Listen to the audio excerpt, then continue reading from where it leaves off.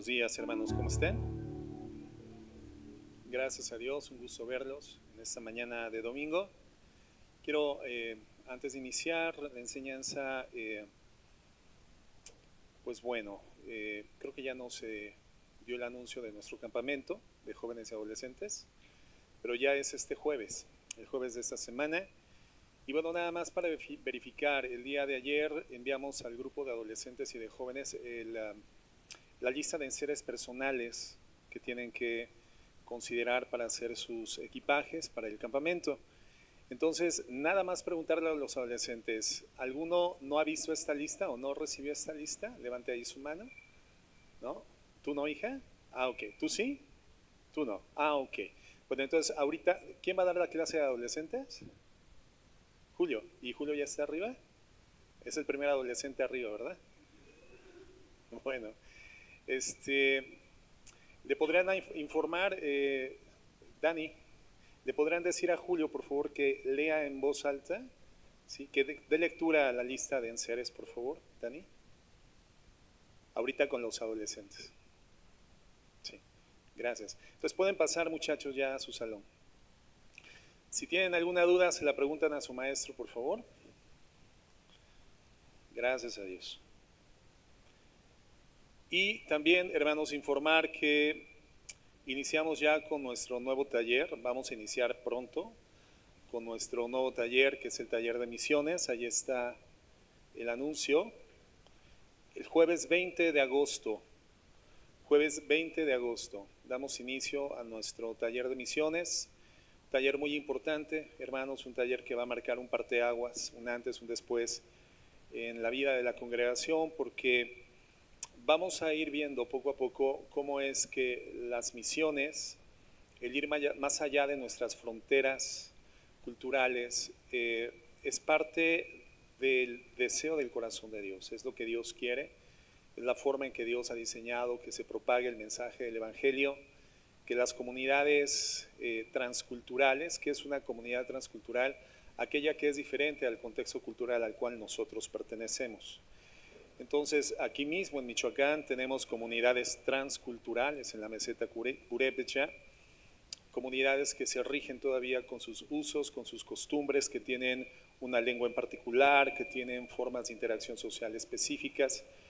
Y entonces estas comunidades transculturales necesitan ser alcanzadas con el Evangelio. En la meseta Purépecha hay una propagación importante del Evangelio. Yo creo que toda la meseta ha sido evangelizada, sin embargo hay mucha obra misionera que tiene que continuar haciéndose en esta zona cercana transcultural a nosotros. Y de ahí hacia adelante, pues imagínense hasta dónde puede llegar la transculturalidad, ¿verdad? Entonces, en todos, me descompusieron ya un poquito el audio, sí, no, quítenle todo el eco. Se oye demasiado rebote. Sí, quítenle todo el efecto de sonido, por favor. Ok, sí me oyen bien atrás, ¿verdad? Entonces hay que bajar un poquito el sonido. Sí, 1, 2, sí. Y si no, Edgar, ¿puedes apoyarme, por favor, Edgar? Muchas gracias. Necesitamos quitarle ese rebote, se oye mucho y se oye mal. Bien. Bueno, entonces comenzamos con este taller de misiones, hermanos. Y es una tarea que Dios ha asignado no solamente a quienes desempeñan en lo físico o en lo práctico esta labor, quienes van a esas comunidades, es una tarea que compete a toda la iglesia, a toda la congregación, y vamos a ver los diferentes órdenes y las diferentes categorías de participación en las misiones, ¿verdad? No solamente el que va a las comunidades, sino cómo es que la iglesia comparte la responsabilidad de formar parte de esta tarea que Dios ha asignado, no a las agencias misioneras, hermanos. Gracias a Dios por la existencia de las agencias misioneras, son una bendición sin duda, pero no es una tarea que Dios haya delegado a las agencias, no es una tarea para eclesiástica, es una tarea asignada directamente a la iglesia cristiana. Y nosotros como congregación local tenemos que saber de qué manera podemos incorporarnos a la misión, a la labor misionera. Entonces, va a ser un taller muy importante, como desearía yo que la asistencia a este taller fuera de toda la congregación. Y bueno, pues estaremos tratando sobre esto a partir del jueves 20 de agosto, en el horario normal de nuestro taller de mitad de semana, que es las 7 de la noche. Y bueno, vamos a continuar en esta oportunidad con el tercer tema de nuestra serie. El tercer tema de nuestra serie, que tiene por título general la Iglesia del Nuevo Testamento. Y el tema de hoy tiene por título Devotos a la mesa. Devotos a la mesa. Esos títulos que tienen que ver con la devoción, la entrega. Entonces, en esta mañana el título es Devotos a la mesa. Y bueno, pues ya abordamos los dos pilares primarios de la iglesia en Jerusalén, la primera iglesia cristiana, y vimos algo importante en el primer pilar, la perseverancia en la doctrina de los apóstoles. Nos dimos cuenta de cómo es que todo lo que sucede en la congregación, en términos interactivos, en términos de cumplimiento de asignación y misión, comienza justamente con la devoción a la palabra de Dios, la devoción a la doctrina de los apóstoles, ¿verdad? Y ese es el fundamento, de ahí deriva todo lo demás. Y cuando esa palabra es recibida con seriedad, cuando esa palabra, esa doctrina apostólica es recibida de una forma correcta, entonces se da otro efecto natural, que es la comunión entre los miembros de la comunidad cristiana, la koinonía, que no es otra cosa sino entender que formamos parte de una comunidad y que ya no son las necesidades de mi hermano algo exclusivo de su condición personal, sino que las necesidades de los hermanos forman parte ya por la integración, por la vida comunitaria, por la familiaridad que tenemos hoy en Cristo, al haber sido adoptados por el mismo Padre. Las necesidades son cosa común para toda la iglesia y por lo tanto todos nos ministramos lo que es necesario, ¿verdad? Esa es la koinonía. Y esta generosidad y este compartir de forma completa lo que se requiere para mantener una condición de suficiencia en todos los miembros de la congregación, adquiere su forma concreta, hermanos, en este tercer pilar que vamos a estudiar en esta mañana, que es la devoción a la mesa. Toma su forma más fehaciente precisamente en este compartir de la mesa.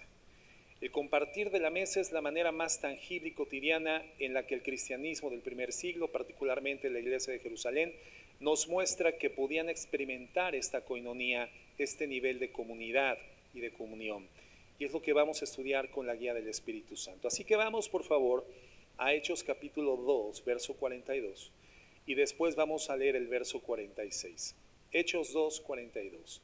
Dice así: y perseveraban en la doctrina de los apóstoles, en la comunión unos con otros, en el partimiento del pan y en las oraciones.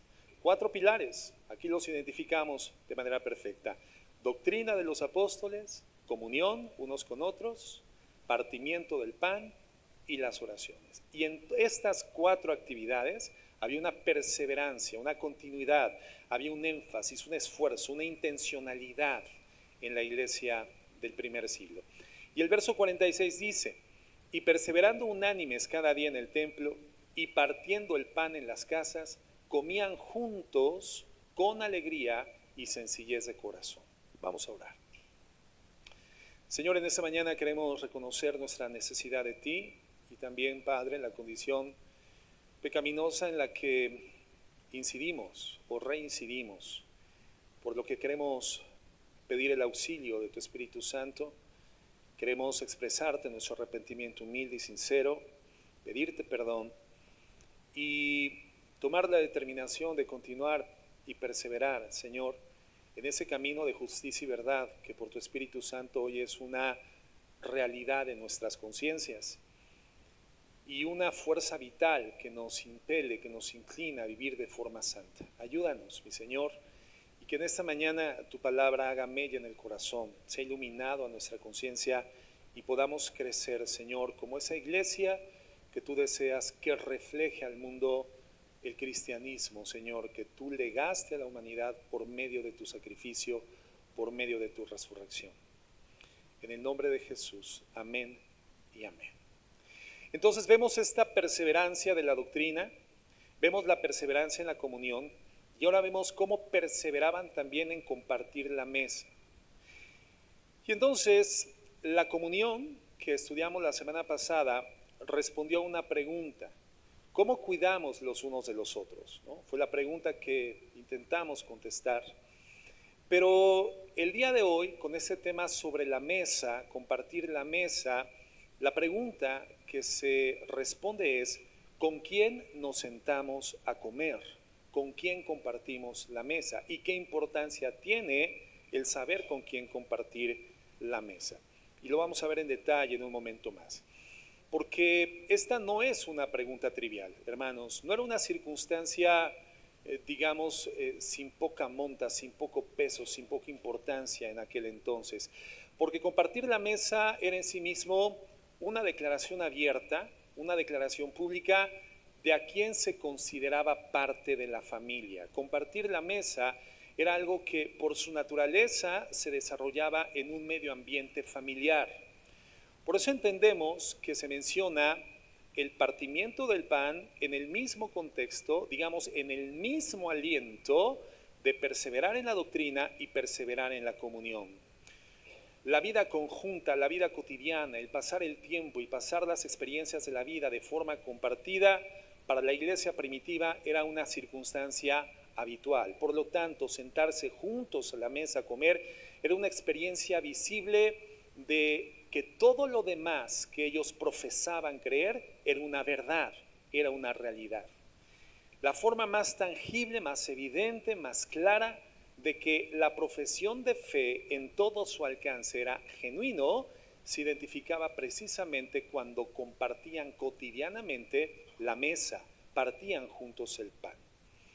Ahora, para entender esto, pues tenemos que remitirnos, ¿verdad?, al momento en el que el Señor Jesucristo hace justamente este partimiento del pan en la última cena con sus discípulos. Esta celebración de la Pascua judía que hace el Señor Jesucristo en la última cena con sus discípulos se definía culturalmente como el Seder de la Pascua, Seder de la Pascua. Es probable que sea la primera ocasión que escuchamos esta expresión. Es una expresión judía, el Seder, con S. Y de hecho, bueno, no es Seder, es Seder, es con acento en la última. Esta palabra significa orden en el hebreo. Y se refiere entonces a esos pasos que eran obligatorios y que también eran consecutivos para narrar la historia de la liberación del pueblo de Dios del imperio egipcio durante la cena de la Pascua precisamente. En total eran 15 pasos rigurosamente establecidos en un orden secuencial perfecto.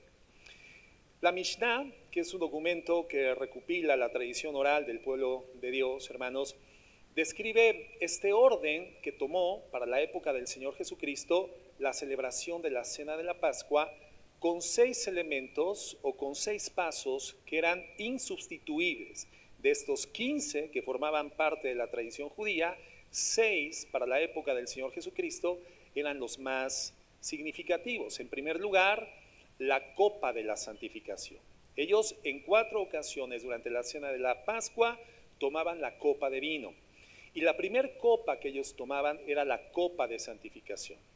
El segundo elemento insustituible era el relato del Éxodo, precisamente, la historia narrativa por la persona que celebraba o ministraba o presidía la Cena de la Pascua, tenía que hacer una narrativa histórica de la liberación del pueblo del imperio egipcio, y a esta narrativa se le llamaba la Agadá, con H inicial, la Agadá. En tercer lugar, la segunda copa. Esta copa se tomaba acompañada del Jalel, que era un canto de alabanza constituido por los salmos 113 y 114. Se cantaban los salmos 113 y 114 durante esta segunda copa. El cuarto elemento era la comida propiamente, con el cordero de la Pascua y el pan sin levadura y las hierbas amargas. El cordero de la Pascua, el pan sin levadura y las hierbas amargas. El quinto elemento era una tercera copa de vino, llamada la copa de bendición, tomada después de la comida. Se celebraba entonces la narrativa histórica de la liberación del pueblo, se celebraba igualmente el consumo de la cena como tal, el cordero, el pan, las hierbas amargas, y después entonces la tercera copa. Y el sexto elemento, una cuarta copa final, después de cantar el Jalel. Y en esta última copa se cantaban de los salmos 115 al 118, que también forma parte de los cantos de alabanza. Entonces toda la cena se comía reclinados sobre la mesa. Este reclinamiento de las personas, de los comensales en la celebración de la Pascua sobre la mesa, hermanos, era una evidencia, era un símbolo de la libertad de la cual ya gozaba el pueblo de Israel tras la liberación del imperio egipcio. Porque cuando ellos reciben el ordenamiento, todavía dentro de Egipto, de la celebración de la Pascua, la primera Pascua, recordarán ustedes que la narrativa indica que los judíos tenían que comer la cena de la Pascua, consumir ese cordero, ¿de qué forma? De pie y rápidamente, ¿se acuerdan? Era de pie y rápidamente, porque esto representaba la huida que a continuación iban a emprender del imperio, de Egipto. Ellos iban a huir del imperio. Y entonces ahora, en condición de libertad, comer la Pascua con esa actitud de reclinamiento hacia la mesa, hablaba precisamente de la paz, el descanso, de la libertad. Entonces todos esos elementos eran insustituibles, eran elementos simbólicos importantes de la celebración de la Pascua. Ahora, ¿cuál es el significado de estos símbolos? En primer lugar, el cordero o pesaj, recordaba que Dios había pasado de largo la sentencia de muerte que había aplicado sobre el imperio egipcio, sobre los primogénitos del imperio egipcio, y había pasado por alto efectuar esta sentencia de muerte sobre los primogénitos del pueblo de Dios, del pueblo de Israel. Estas casas, cuyos dinteles y marcos estaban marcados precisamente con la sangre del cordero pascual, sacrificado para la cena de la Pascua, hacía que el ángel de la muerte pasara de largo las casas que estuviesen señalizadas con la sangre, y entonces el cordero representaba eso, la liberación de la muerte, la liberación de esta condición en la que se encontraban también en esclavitud de Egipto. En segundo lugar, el pan sin levadura, o bien llamado también en hebreo el matzá, con TZ, el matzá, recordaba justamente eso, el pan sin levadura, la prisa de la liberación, la prisa con la cual tenían que salir de Egipto. Por lo tanto, el pan sin levadura significaba que no había tenido tiempo para que la masa se leudara o la masa se inflara. ¿Por qué? Porque no había tiempo para que la masa fuera leudada, el pueblo tenía que salir con rapidez de Egipto.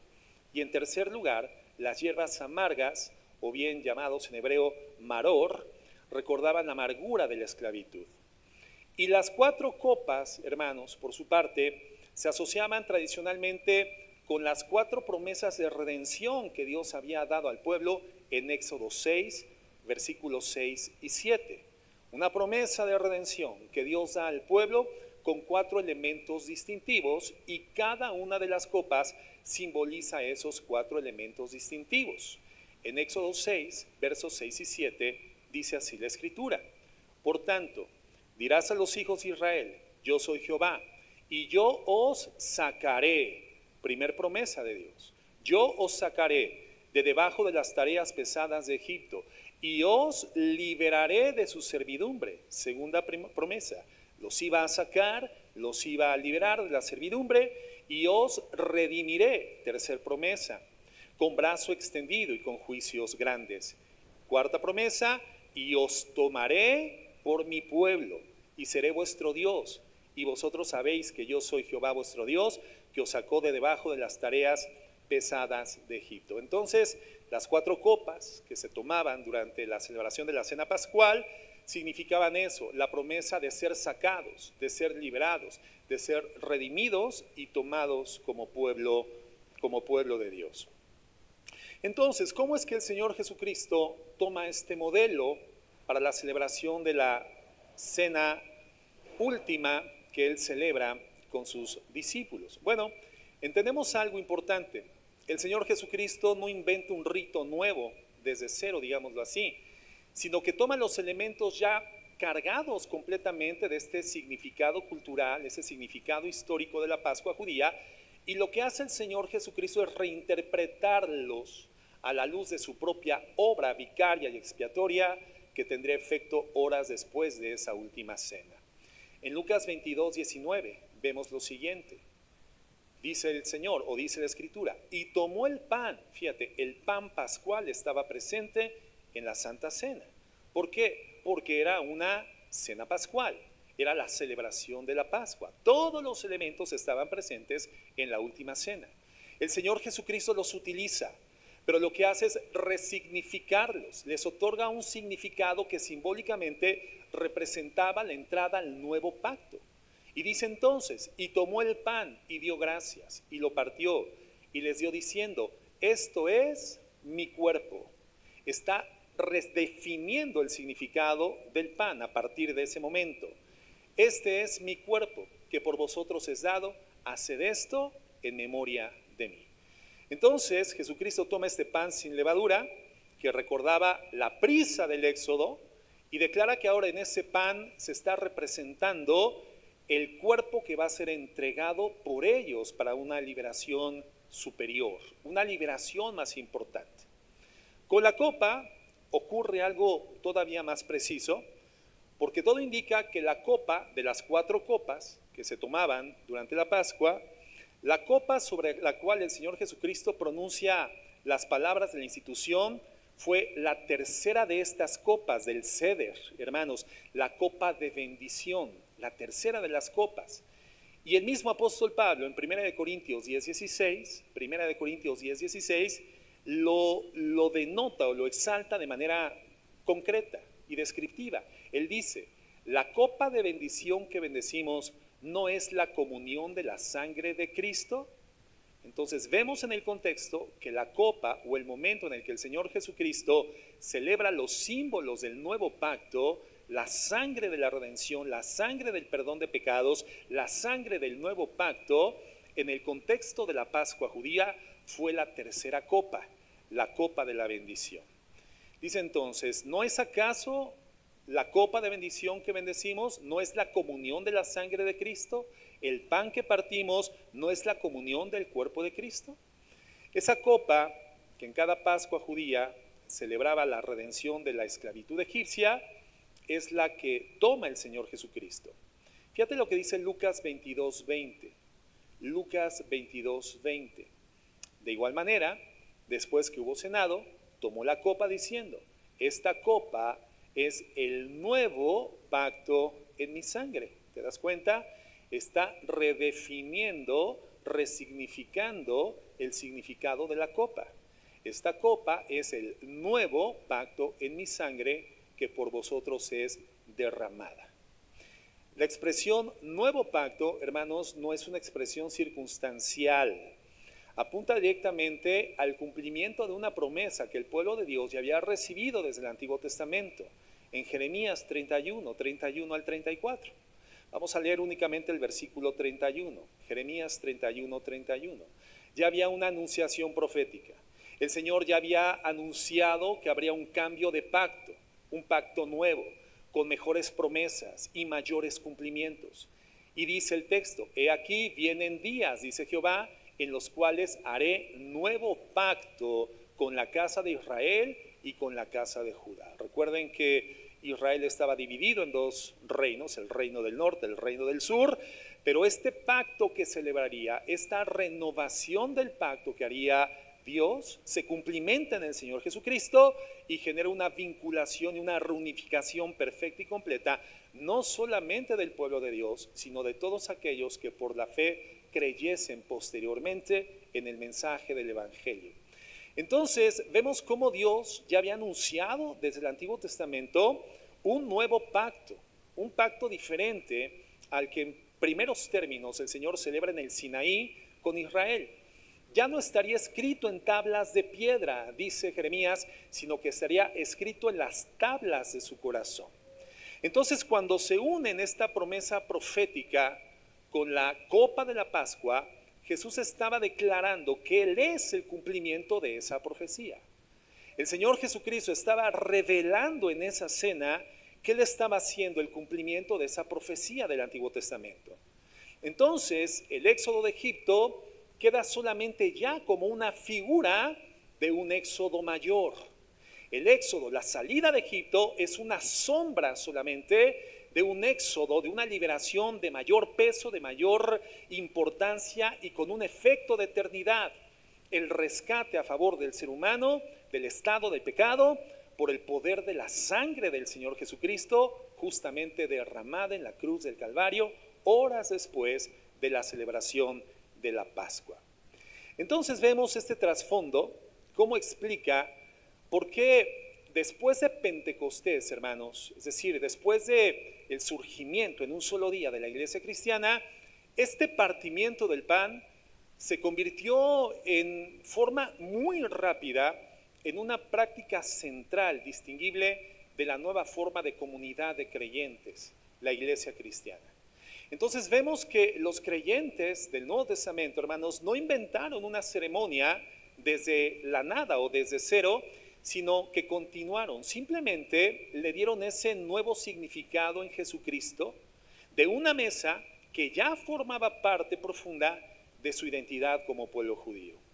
Es importante entender esto, porque si nosotros leemos la Biblia, este pasaje de la última cena, que a partir de ese momento para la comunidad cristiana se convierte en una práctica común, cotidiana, una práctica habitual, una práctica que lo significaba y distinguía delante del pueblo y delante de todas las naciones. Hermanos, si lo leemos sin tener conocimiento del contexto histórico, vamos a perder parte de la profundidad de su significado. No vamos a entender por qué la Pascua representa el punto de partida para resignificar los elementos de una celebración que comenzó a ser cotidiana y habitual en la iglesia del primer siglo, y que nosotros como iglesia actual, hermanos, somos llamados a retomar en su peso y en su importancia correcta, ¿verdad?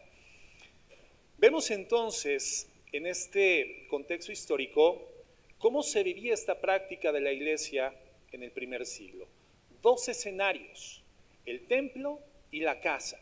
Vamos ahí a Hechos 2:46, por favor, nuevamente. Hechos 2:46. Y dice así: y perseverando unánimes cada día en el templo y partiendo el pan en las casas.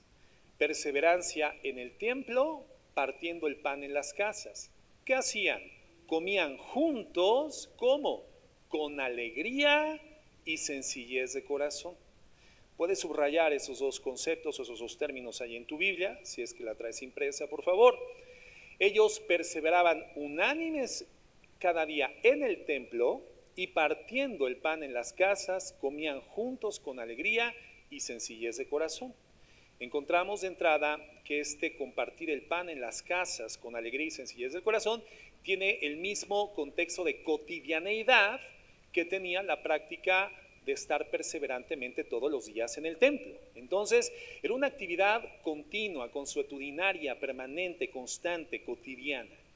Los creyentes se reunían diariamente en el templo. ¿Por qué? Porque era el espacio público para la enseñanza y para la oración, pero partían el pan en las casas. Y como ya lo estudiamos la semana pasada, no existían todavía templos o edificios propios de la iglesia.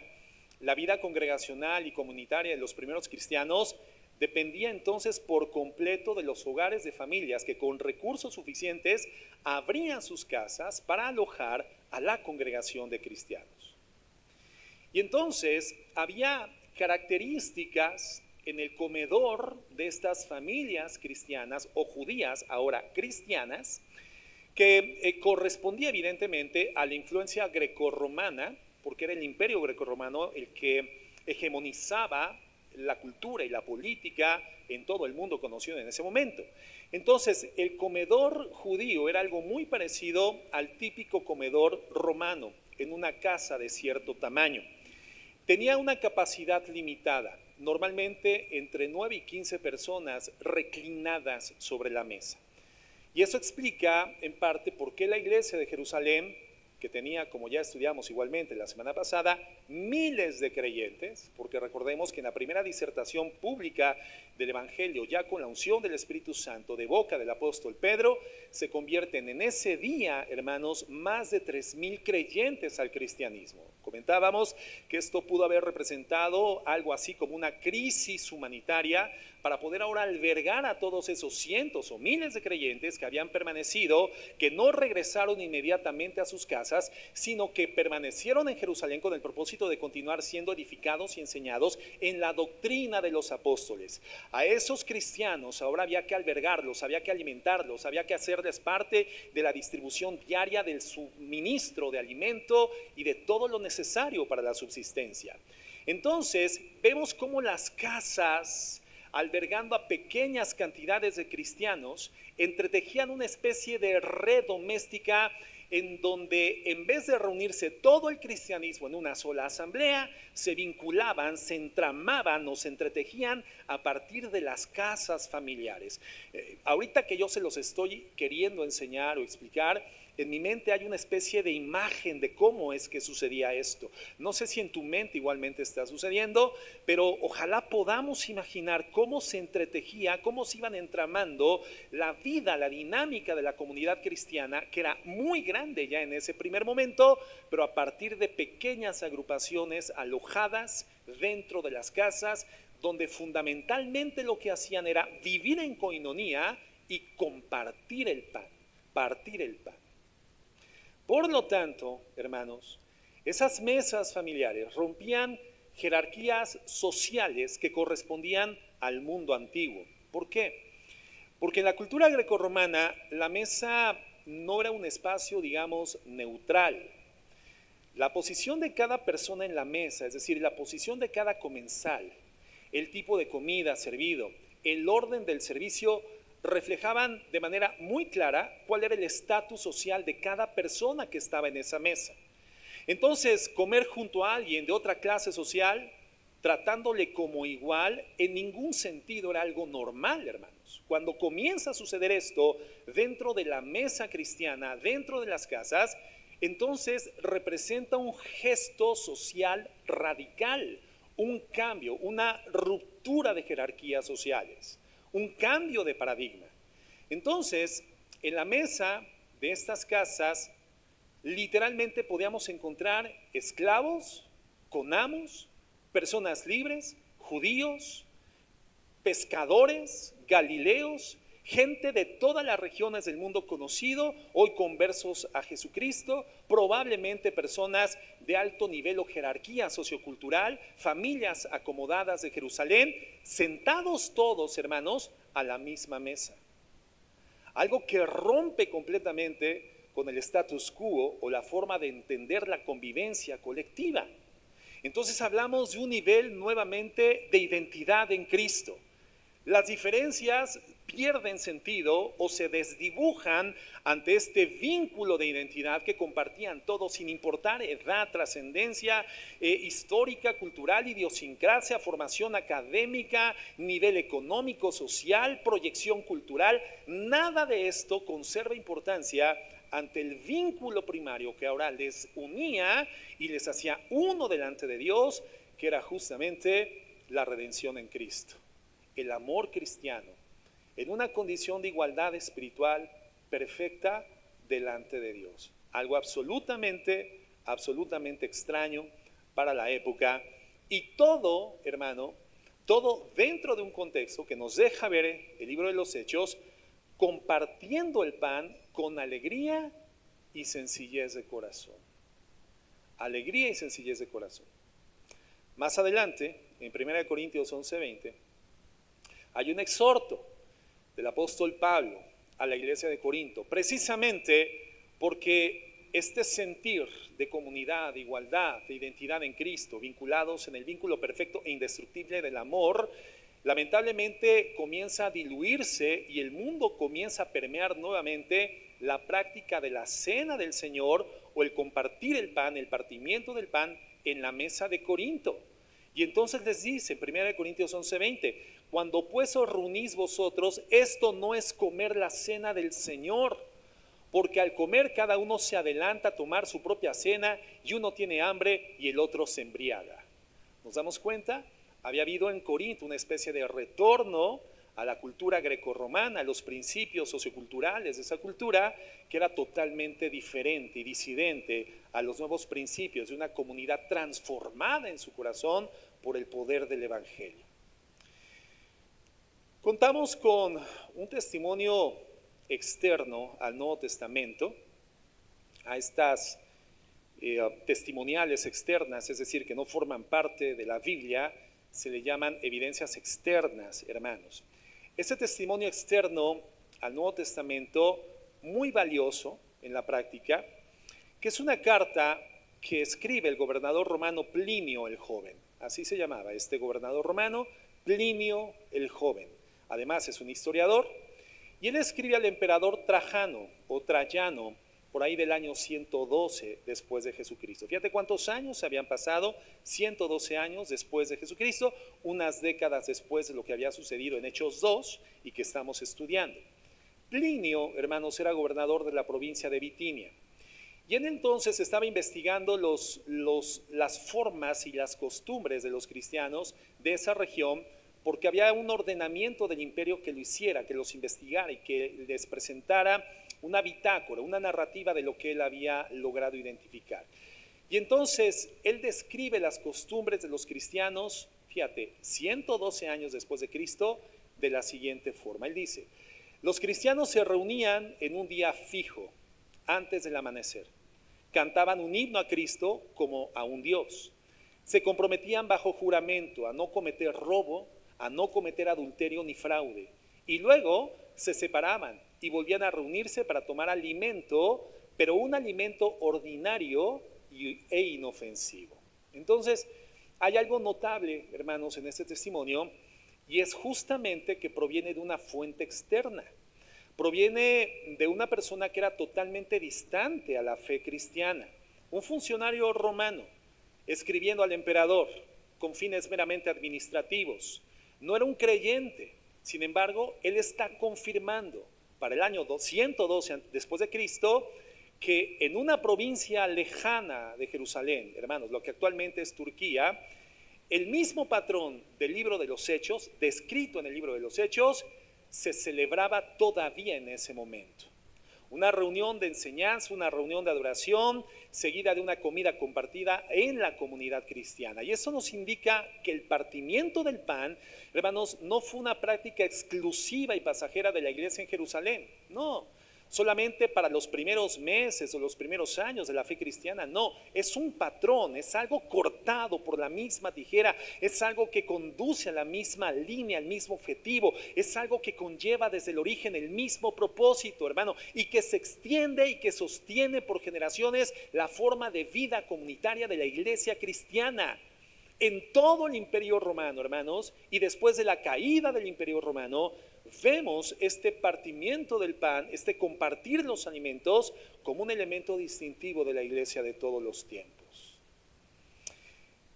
Hay hallazgos arqueológicos, hermanos, de esta realidad. En las catacumbas romanas de un par de mártires del siglo IV, Santos Marcelino y Pedro, obviamente no es Pedro el discípulo del Señor, Santos Marcelino y Pedro, cristianos del siglo IV, martirizados y decapitados.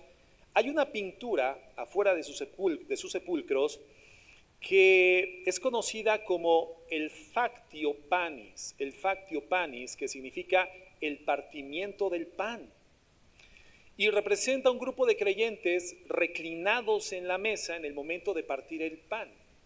Una de las imágenes más antiguas, hermanos, que existen hoy en día y que destacan, que describen y dan fe de esta práctica, hermanos, que trascendió los siglos a partir del inicio de la iglesia cristiana. Hacia finales del siglo I, principios del segundo, en la Didache o Didache, hermanos, que es un documento que recopila las enseñanzas de la fe cristiana del primer siglo, y hay quienes por cultura o por historia, y es más bien una especie de mito, dicen que cada uno de los 12 dictámenes o las 12 reglas que contiene la Didache fueron escritas por cada uno de los 12 discípulos del Señor Jesucristo. Eso no tiene comprobación histórica real documentada, pero es una tradición histórica, ¿verdad? Que cada uno de los elementos instructivos de la Didache, de este documento que recopila la forma de vida de los cristianos del primer siglo, fue escrita por cada uno de los discípulos del Señor. Bueno, haya sido así o no haya sido así, registra oraciones, hermanos, que formalmente se utilizaban en la acción de gracias para pronunciarse sobre el momento de compartir la copa y partir el pan durante la comida comunitaria. Entonces, todo esto muestra que la práctica del partimiento del pan, lejos de ser algo espontáneo, algo transitorio o improvisado, había desarrollado literalmente un lenguaje litúrgico que ya se compartía en todas las generaciones del cristianismo y de las iglesias de esa época. Con el paso de los siglos, la iglesia, digamos que gradualmente fue separando lo que llamamos hoy la Cena del Señor, que propiamente dicha es una ministración litúrgica, obviamente dictada por el Señor Jesucristo, y que se celebra dentro de la ceremonia misma del Día del Señor, ¿no? La Cena del Señor o la Santa Cena comenzó a ser separada de esta práctica cotidiana de compartir el pan dentro de las casas, pero la comida comunitaria continuó, hermano, como una práctica habitual en la iglesia de los primeros siglos. En los días de Hechos 2, hermanos, ambas realidades, la comida, digamos, ordinaria que se compartía en las casas y esta celebración litúrgica de recordar el sacrificio de Cristo a través del pan y de la copa de vino, formaban parte, hermanos, de una sola experiencia integrada. En el primer siglo esto se celebraba de manera integrada, la Cena del Señor y compartir el pan. Al paso de los siglos vemos una separación y entonces hoy entendemos que la Santa Cena es una liturgia que celebramos dentro de la iglesia, pero compartir el pan, hermanos, lamentablemente hoy en nuestra actualidad como iglesia cristiana ha perdido significado y ha perdido práctica.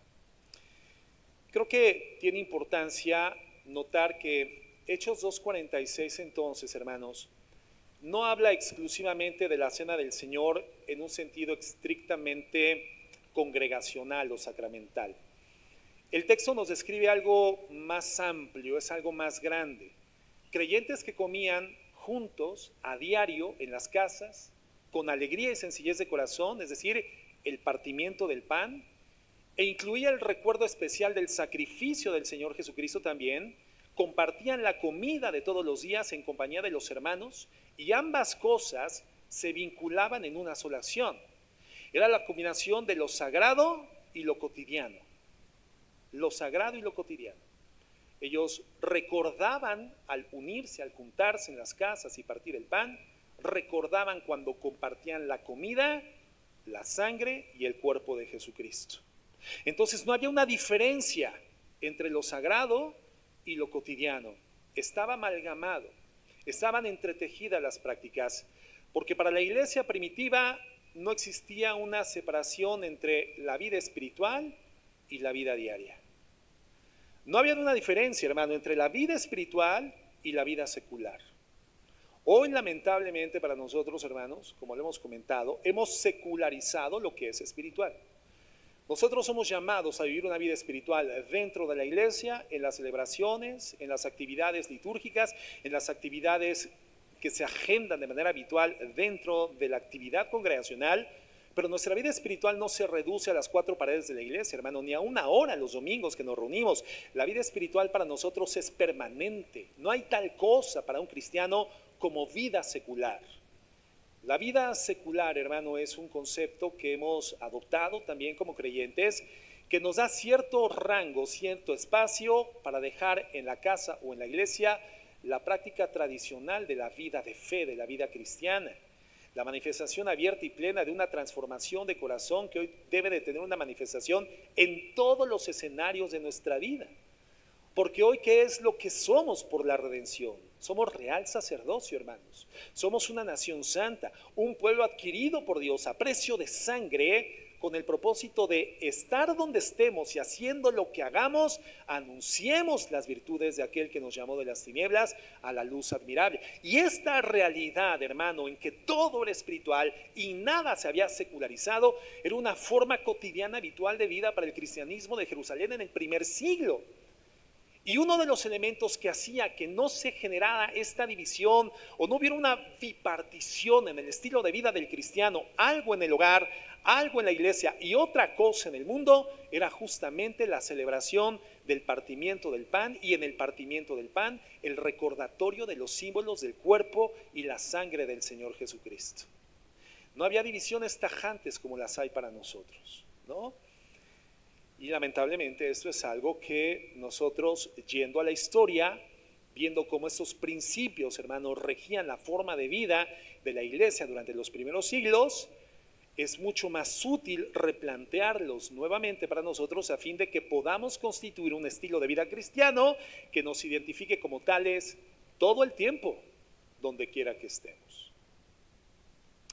¿Cuántos de nosotros podríamos dar testimonio? La gente con la que convivo, la gente con la que trabajo, la gente con la que desarrollo mi actividad diaria, comunitaria, en el trabajo, en la comunidad, en la escuela, en la sociedad, en mi colonia, mis vecinos, saben por mi estilo de vida que soy cristiano. Bueno, de entrada, ¿cuántos realmente de quienes conviven con nosotros fuera de la fe cristiana saben que somos cristianos?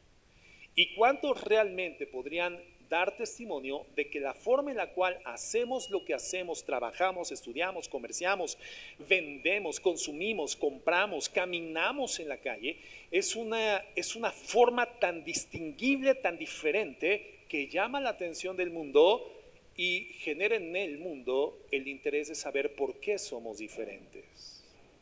¿Por qué somos diferentes? Y no tendríamos que ser diferentes por nuestra forma de vestir, hermanos. No tendríamos que ser diferentes por tener algunos accesorios externos visibles que marcaran en sí como tal la diferencia. Hay una rama denominacional del cristianismo que son los menonitas, hermanos. ¿Quién ha visto a los menonitas? Bueno, los menonitas no son una secta, hermanos. Es una denominación cristiana fundada por Menos-Simos, un hombre cristiano de la post-reforma que formaba parte del grupo de anabaptistas, es decir, aquellos que entendían que el bautismo tenía que ser para personas con desarrollo de conciencia, personas adultas que reconocían su necesidad de cambio, transformación, que recibían al Señor en su corazón y se arrepentían del pecado. Y entonces el bautismo era el testimonio público de que su vida ya era la vida de un creyente. Porque antes el bautismo, hermano, era practicado por tradición, por la Iglesia Católica Romana, desde los niños, ¿no? Y entonces el anabaptismo, como parte de la reforma, dice, no tiene sentido que bauticemos a un niño. ¿Por qué? Porque los niños no tienen desarrollo de conciencia, y si no hay desarrollo de conciencia, no hay conocimiento de la ley, y si no hay conocimiento de la ley, no hay pecado. Entonces a un niño no se le puede juzgar como pecaminoso, no se le puede juzgar de pecado porque no tiene desarrollo de conciencia, así de sencillo. Por eso Cristo dice, dejen que los niños se acerquen a mí, porque los que son como los tales, de ellos es el reino de los cielos, ¿verdad? Entonces, Menos-Simons forma parte de esta forma denominacional de anabaptistas. Anabaptismo significa volver a bautizar, que después termina constituyendo la denominación bautista, hermanos. Y Menos-Simons desarrolla una comunidad cristiana, hoy conocida como los menonitas. ¿Y por qué reconoces a un menonita como menonita, hermano? ¿Por qué? Porque van con un sombrero de paja, van con jumper de mezclilla, camisas de cuadros y un queso bajo el brazo. Los menonitas de corte alemán se dedican a hacer quesos, igualmente los de corte tejano también hacen quesos, se dedican a otras cosas, pero son comunidades cerradas cristianas. Pero los distingues en la calle, hermano, por su forma de vestir, por su atuendo. Bueno, qué bueno que sean distinguibles como tal. Sin embargo, hermanos, nosotros no tenemos un signo distintivo como una denominación en la que particularmente nos autodefinimos como evangélicos, simplemente evangélicos, pues no llevamos ningún elemento distintivo en nuestra forma de vestir. ¿Cómo es que la gente entonces tendría que distinguir que somos cristianos? Porque en la iglesia del primer siglo no cambiaron su atuendo. Los cristianos de Jerusalén, hermanos, no comenzaron a utilizar turbantes y solamente ropas blancas. No hicieron eso, hermanos. porque el propósito no era distinguirse por un aspecto ornamental externo, sino con lo que llamaba la atención de la gente, lo que enfocaba el interés en conocer más quiénes son y por qué viven como viven, fue justamente estos elementos distintivos, estos elementos testimoniales, estos pilares de la vida cristiana: la perseverancia en la doctrina de los apóstoles, la perseverancia en la comunión y la perseverancia en la mesa, compartir la mesa, hermanos. El hecho de que para ellos no había una vida espiritual y una vida secular. Su espiritualidad literalmente era el eje rector de todo lo que hacían en el templo, en las casas y fuera de las casas. Por eso es importante hacer notar este elemento. Ellos juntos a diario en las casas se reunían y comían sin importar la clase social, el nivel cultural, la procedencia, la idiosincrasia, ni siquiera la nacionalidad. Hermanos, ellos se reunían rompiendo el esquema de la cultura grecorromana hiperclasista, rompían el esquema y comían con alegría y con sencillez de corazón. El partimiento del pan incluía este recuerdo de los símbolos del cuerpo y la sangre del Señor Jesucristo, y estaban entretejidas sus relaciones en espiritualidad plena, porque para la iglesia del primer siglo no existía una separación entre vida espiritual y vida diaria. Comer era también de alguna manera un acto de comunión con Cristo y con el cuerpo de Jesucristo, con la iglesia. Entonces, esta mesa compartida anticipaba además algo que se volvería central en el resto del libro de los Hechos, ¿verdad? Y en el resto de la forma de vida de los cristianos. Ahora los judíos y los gentiles podían compartir la misma mesa sin restricciones sociales, pero también sin restricciones religiosas, hermanos.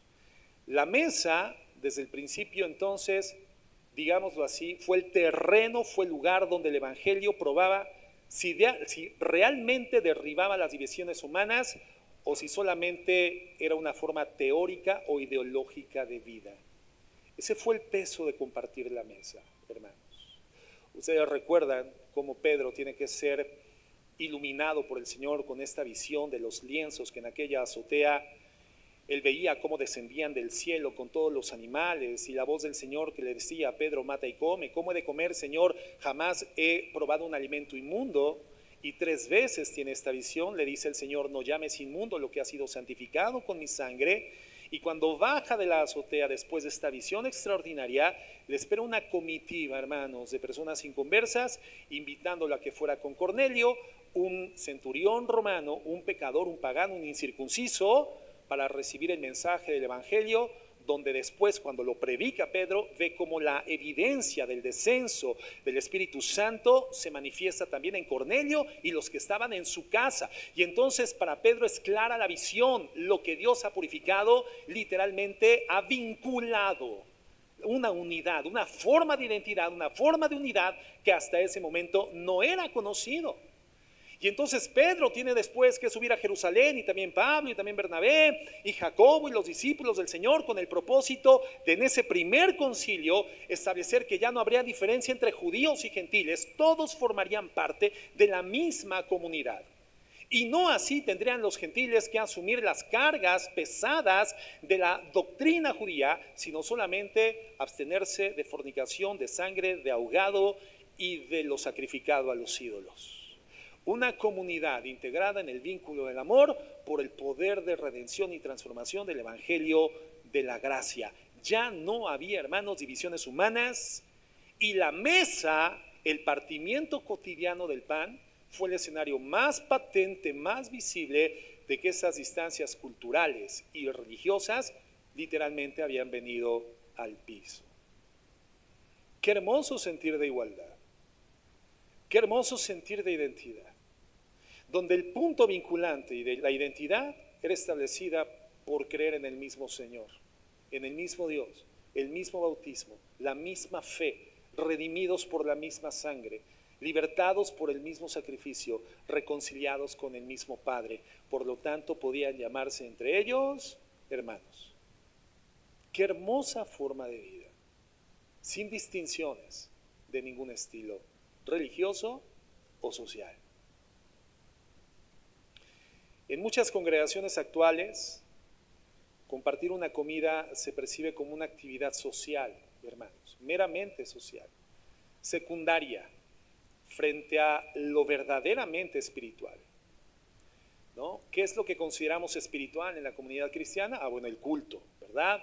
La celebración dominical del Día del Señor y probablemente alguna dinámica discipular entre semana, la predicación de la palabra, el tiempo de oración. Pero en Hechos 2, hermanos, encontramos una corrección, no hay una separación. Para la iglesia primitiva, comer juntos era una parte integral, hermanos, central, no periférica o secundaria de su vida espiritual. Comer juntos era central para los cristianos. Compartir el pan en las casas era habitual, central, era fundamental, era cardinal para la vida de los cristianos.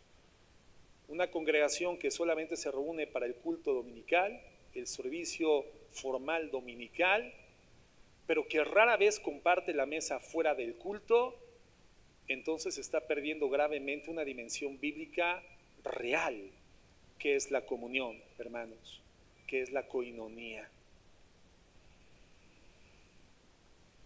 Como decíamos la clase anterior, si nuestra vida comunitaria se reduce al saludo de entrada y de salida en los pasillos de la congregación, entonces no hay tal cosa como coinonía entre nosotros. ¿Cómo podemos entonces estimular este tipo de vínculo, este tipo de unidad, que tiene el mismo peso de espiritualidad que perseverar en la doctrina de los apóstoles, y es la evidencia más fehaciente de la verdadera coinonía, hermanos? Compartiendo el pan. ¿Con quién compartes la mesa en tu casa, hermanos? Naturalmente, con tu familia. Y la mesa familiar es algo muy parecido a las habitaciones de una casa, ¿verdad? Digamos que son áreas de intimidad. Entra a tu casa una persona a la que consideras íntima. Compartes la mesa con alguien a quien le puedes considerar digno de tu confianza, con quien compartes un afecto importante, o con quien tienes el interés importante, distintivo, de establecer una relación que se vaya amalgamando, que se vaya integrando con mayor fortaleza de manera gradual. Es con quienes compartimos la mesa de nuestras casas.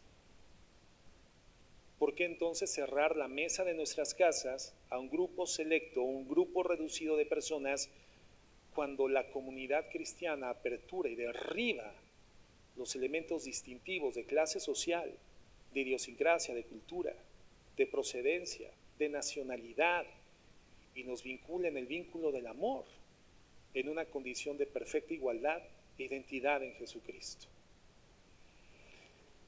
Si bien celebrar la Cena del Señor es algo que hoy en día obviamente se lleva a efecto en la liturgia del servicio congregacional, ¿verdad?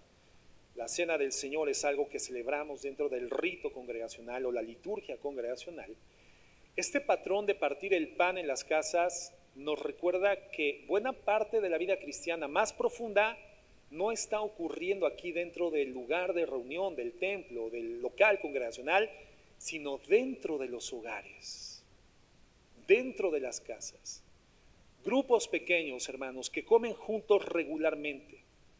Familias que abren las puertas, que abren su mesa a otros miembros de la congregación, especialmente a quienes vienen solos a la iglesia, a los recién llegados o a quienes están atravesando particularmente por dificultades.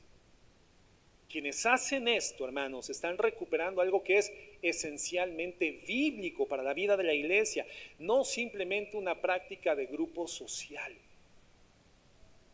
No simplemente una práctica de grupo social. Porque no negamos que en todas las congregaciones cristianas pues hay grupos de identidad, hay grupos sociales, hay grupos en donde se establece la vinculación por el nivel de empatía, el nivel de similitud en algunos aspectos de la vida social. Pero es que la vida social ya no es el eje rector de la vida cristiana. Es esa condición de espiritualidad eterna compartida que tenemos por compartir igualmente la misma redención, otorgada por la misma gracia, a través del mismo Señor, dada por el mismo Padre, y por lo tanto nos hace hermanos. Entonces, las identidades de carácter social o los elementos sociológicos de la integración comunitaria del mundo sin Cristo, de ninguna forma tendrán que ser los ejes rectores de la comunidad cristiana, hermanos. No nos integramos por similitudes socioculturales. No nos integramos como por grupos de edad, o por grupo de género, o por grupo cultural, o de economía, o de educación. Nos integramos porque somos hermanos. Nos integramos porque el Señor nos ha vinculado en condición de eternidad. Porque hoy constituimos un grupo familiar para Dios que tiene mayor trascendencia y mayor efecto e impacto que la familia a la que perteneces consanguíneamente, hermanos. Porque si tus hijos o tus papás no se convierten al Señor, el tiempo de vida útil, digámoslo así, el tiempo de anaquel de tu familiaridad con esas personas será hasta que la vida física se les termine, y hasta ahí llegó. Pero los redimidos, los hijos de Dios, los que somos salvos y reconciliados con Dios por medio de los méritos de Cristo, somos una familia eterna. Somos las personas que nos vamos a ver aquí en la tierra y por la eternidad. Y evidentemente esto no pone en condición de demérito tu familia de sangre. Al contrario, es uno de los objetivos primarios del testimonio cristiano para que esto favorezca su posible conversión personal a Jesucristo. Sin embargo, tenemos que aprender a vincularnos como lo que somos en el Señor, hermanos en la fe, hijos de Dios, miembros de la misma familia, y por lo tanto, la forma de manifestarlo es abriendo la casa, abriendo la mesa, compartiendo el alimento, partiendo juntos el pan, entre todos, no solamente con los que te caen bien. ¿Cuántos de aquí podrían decir, no levanten la mano, pero cuántos de aquí podrían decir, pastor, yo vivo eso? Todos los domingos o durante la semana, en algunos días, continuamente estoy siendo invitado a casas de diferentes hermanos de la iglesia a compartir el pan que Dios da a esa casa por bendición. O cuántas veces durante la semana o cuántos domingos después del servicio mi casa, pastor, está abierta no a un pequeño grupo selecto de hermanos con quienes me llevo mejor, sino está abierta a diferentes familias, a diferentes hermanos y hermanas, particularmente hermanos o hermanas que vienen solos, hermanas que yo sé de antemano que tienen carencias financieras, económicas, o que están pasando por diversas vicisitudes o dificultades en la vida. Mi casa es un lugar que hospeda, mi mesa es un lugar que alimenta, mi mesa es una evidencia de la transformación.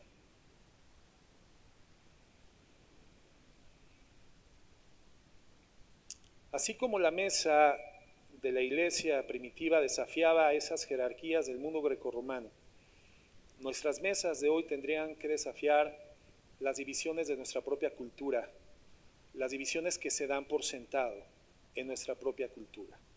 ¿Cuáles son esas diferencias? Ya las mencionamos: económicas, diferencias de edad, de estatus, de trasfondo cultural. Entonces valdría la pena preguntarnos, hermanos, como congregación, ¿nuestras comidas compartidas reúnen siempre a los mismos grupos de amigos con gustos, con estatus similares? ¿O nuestras mesas compartidas reflejan verdaderamente la diversidad del cuerpo de Cristo? ¿Qué es lo que nuestra mesa, ahí donde servimos el alimento todos los días, podría hablar? ¿Es una mesa abierta a la congregación? ¿O es una mesa todavía cerrada de forma egoísta para tus intereses personales y familiares? ¿Qué es tu mesa? O entendiendo esa enseñanza, hermano, que es vital para la salud de una congregación que pretende ser la proyección de la gracia y misericordia de Cristo hacia el mundo, una iglesia que pretende ser eficaz en la predicación del Evangelio. ¿Cuántos que entendemos esta realidad hoy por la acción del Espíritu Santo iluminando la palabra del corazón, ¿cuántos argumentan que su casa no se puede abrir, su mesa no se puede abrir, porque es que, pastor, mire, es que mis muebles no son bonitos? O no, mire, lo que sucede es que, bueno, si usted viera mi alacena no está tan bien provista como para pensar en compartir lo que tengo. O es que, mire, la verdad vivo en una región de la ciudad que no es nada agradable. Mi casa no es agradable. Hermano, ¿tú crees que ese era el elemento que limitaba el compartir el pan en las casas? No, no, hermano. No es una justificante. Tú puedes invitar a hermanos, decir, hermano, te invito a mi casa a comer, yo voy a poner los frijoles, tú te traes las tortillas. Yo pongo los frijoles, tú te traes el epazote. Ah, porque qué bien saben los frijoles con epazote, permítanme decírselos. Aunque por aquí el epazote es para purgar nada más, siempre recomendé el epazote, no, ese es para purga, pastor, no. Ponle una buena rama de epazote, una buena hoja de epazote cuando estés preparando los frijoles así hervidos y vas a ver qué bien saben y también te limpian la panza. Pero hermano, saben también, sazona también el epazote. Entonces, hermano, te traes el epazote y hervimos juntos los frijoles. Prepárate unas aguas de sabor, hermano, tráete un postre. Yo voy a poner algo en la mesa, porque lo importante no es qué comemos, sino con quién lo comparto. Por lo tanto, qué triste y qué solitaria y qué árida es la vida de un cristiano cuya mesa está vacía de hermanos de la comunidad cristiana. Una mesa que no está constantemente reuniendo hermanos de la comunidad cristiana es una mesa sórdida, es una mesa gris, es una mesa árida, es una mesa triste y muy probable egoísta. Otro punto radicalmente opuesto es el del hermano que dice, bueno, pastor, es que mire, es que yo no estoy acostumbrado. Es que el linaje del que vengo, pastor, ¿verdad? Es que el abolengo del que procede mi apellido no me permite considerar aperturar públicamente la mesa, mi casa, abrir las puertas de mi hogar. Bueno, querido hermano Pompidou y Richelieu, quiero decirte que sin importar la vastedad de alimentos con la que dotes tu mesa, sigue siendo una mesa árida, una mesa sórdida, una mesa fría. Si no has acostumbrado presentarla como disponible y abierta para tus hermanos en la fe, hijos del mismo Padre que te ha adoptado y que te ha redimido con el mismo sacrificio, que te ha dado el bautismo del mismo Espíritu y que te ha adoptado por amor. ¿Qué es lo que podrían hablar nuestras mesas como comunidad de creyentes, hermanos? Y no se trata de reunir siempre al mismo grupo, porque si algo puede sectarizar a la iglesia, es que hagas un muégano con el mismo tipo de personas o con las mismas personas todo el tiempo. Iglesias con muéganos por todas partes, ¿no? ¿Si han comido el muégano, hermano? ¿Sí? A veces dejas una muela antes de partir el muégano. ¿Por qué?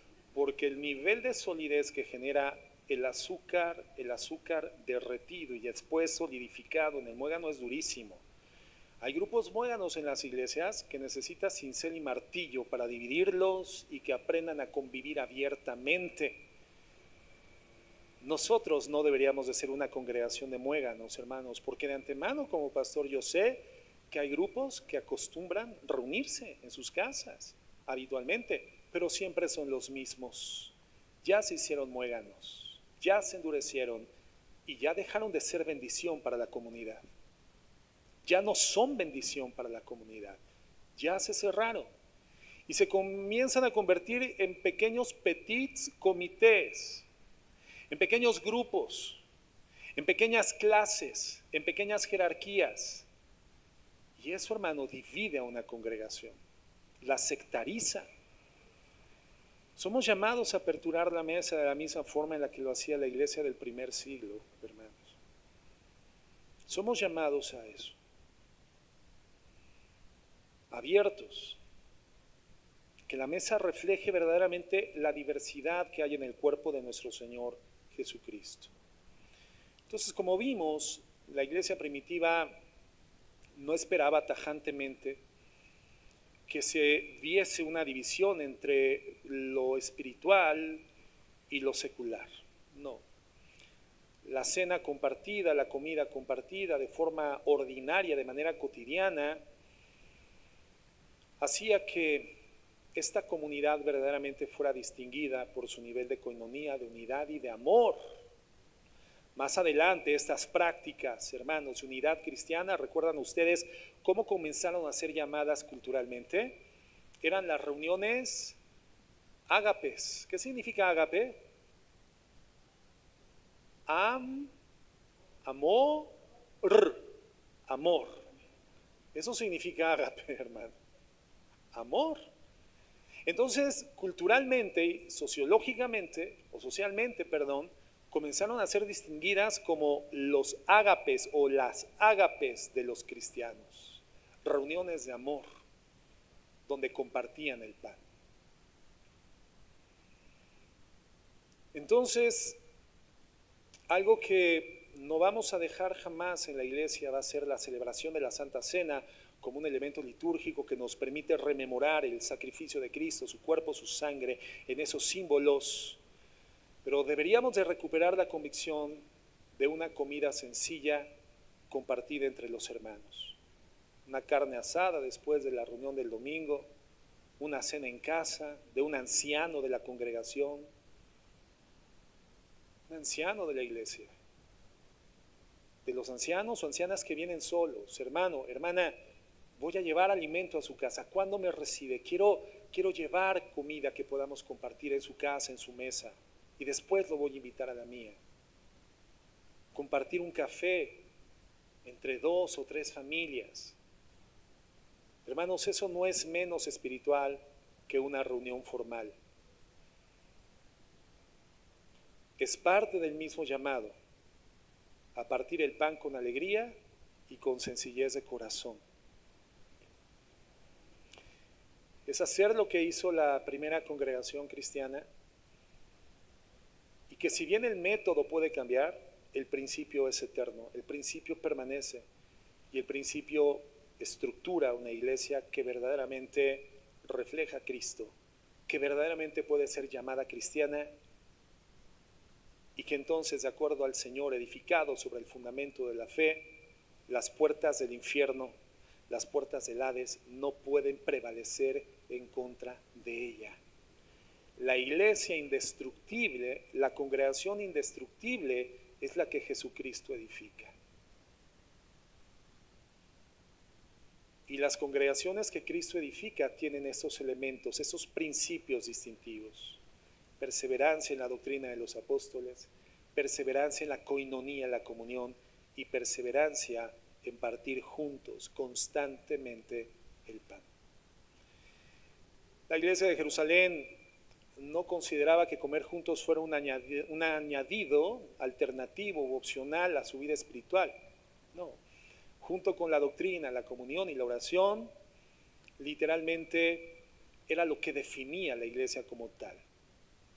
Lucas escribe en el libro de los Hechos que lo hacían con alegría y sencillez de corazón, no por obligación religiosa, sino como una expresión natural de una vida que verdaderamente compartía a Jesucristo. Entonces, hermanos, pues que nuestra congregación pueda establecer este fundamento, que podamos juntos redescubrir el valor espiritual de sentarnos juntos en las mesas de las casas de los congregantes de la iglesia. No solamente al partir el pan y la copa en la Santa Cena que celebramos aquí en el local congregacional, sino también al compartir con sencillez y alegría de corazón comidas cotidianas, ordinarias, durante las semanas de nuestro curso por la tierra. Amén. ¿Saben qué significa amén? Así sea. O sea, si yo dije amén y ustedes contestaron amén, ¿qué significa esto? se están comprometiendo a que sea de esta manera. Se están comprometiendo a eso. Y por supuesto, la verdadera coinonía, como ya lo planteábamos bíblicamente en las clases anteriores, se establece en la base de tener a Cristo como el centro de nuestra convivencia y de nuestra unidad, y de la mesa para partir el pan, Cristo como el centro. Y no significa, como ya comentábamos, que la plática tenga que ser permanentemente teológica. Podemos hablar de muchas cosas, pero siendo Cristo el centro, por lo tanto, nuestras convivencias, el partir el pan juntos en la casa, en la mesa, involucra honorabilidad, decencia, amor. Involucra no utilizar el chisme, no utilizar la murmuración como vínculo o como factor atractivo para estar en mi mesa. Involucra hacer morir el falso testimonio y mostrar el amor de Cristo en el vínculo de la paz. Amén. Así sea. Entonces, que nuestra iglesia, hermanos, sea distinguida por compartir el pan con sencillez y alegría de corazón en las comidas constantes, cotidianas, ordinarias. Ordinario no me refiero a algo peyorativo, ¿no? Ordinario en el buen sentido. Lo ordinario es lo común, lo acostumbrado. Por lo tanto, una buena pregunta en esta tarde sería: ¿a quién voy a invitar a mi casa a comer el día de hoy? Uy, pero pues es que no preparé comida. Uy, pues es que no limpié. No, es que están los trastes desde el jueves por la noche ahí en el... Bueno, pues es que la casa de un hijo de Dios tiene que mostrar siempre las condiciones apropiadas para estar abierta sin que produzca vergüenza. Una casa que siempre tiene que estar limpia, y no que todos los días, hermano, barras y trapez, pero que lo hagas con la regularidad que te permita en cualquier momento recibir en tu casa, hospedar en tu casa, compartir el pan en tu casa. ¿A quién vamos a invitar el día de comer a nuestras casas, hermanos? ¿A quién? Y lo pregunto desde esta ala, porque si pregunto ¿quién va a ser invitado? Pues todos queremos ser invitados. Pero ¿quién va a ser anfitrión en este domingo? ¿A quién vas a invitar? Y no nada más hoy. Eso tendría que ser por lo menos una práctica semanal. Partir el pan en nuestras casas con alegría y sencillez de corazón.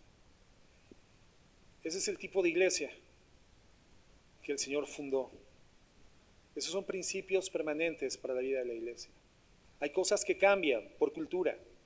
Hay cosas que no podrían ser como entonces. Pero los principios son imperecederos, hermanos. La iglesia crece sobre principios eternos. Así que bueno, reflexionemos sobre esto, hermanos. Y sobre todo tomemos acción. Vamos a orar.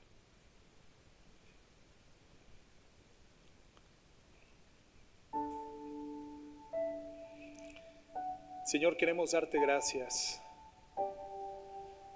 por nuestro amado Señor Jesucristo, el pan de vida. Jesucristo, tú eres el pan que descendió del cielo.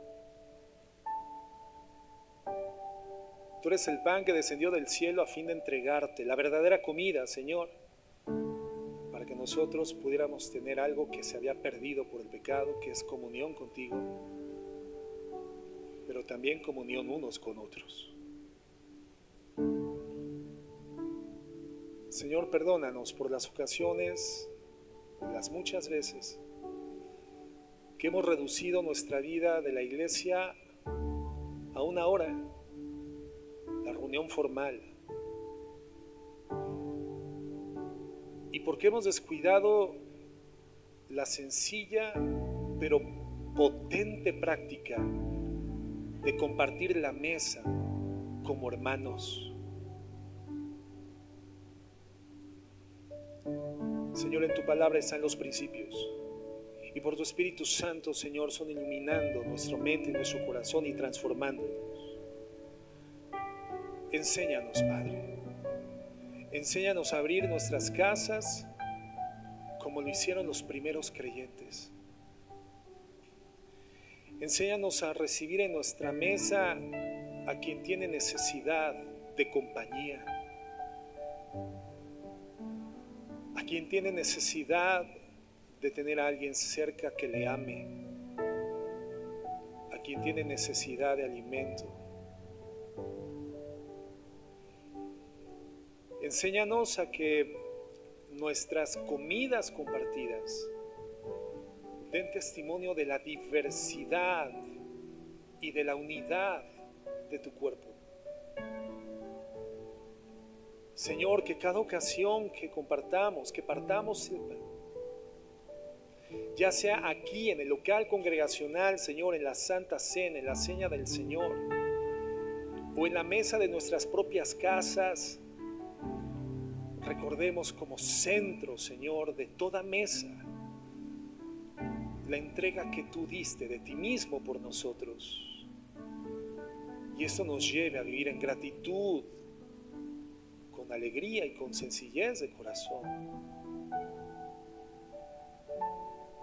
Y que el mundo lo vea. Y que así como la iglesia del primer siglo tenían el favor de la gente, y aún hasta los sacerdotes obedecían a la fe, esta unidad y este amor impacte a nuestra comunidad, a nuestro mundo. Una alegría y sencillez de corazón, Señor, que no puede permanecer en egocentrismo, que rompe el individualismo y que abre la oportunidad al amor. Ayúdanos y enséñanos, Padre, te lo pedimos en el nombre de Jesús. Amén y amén.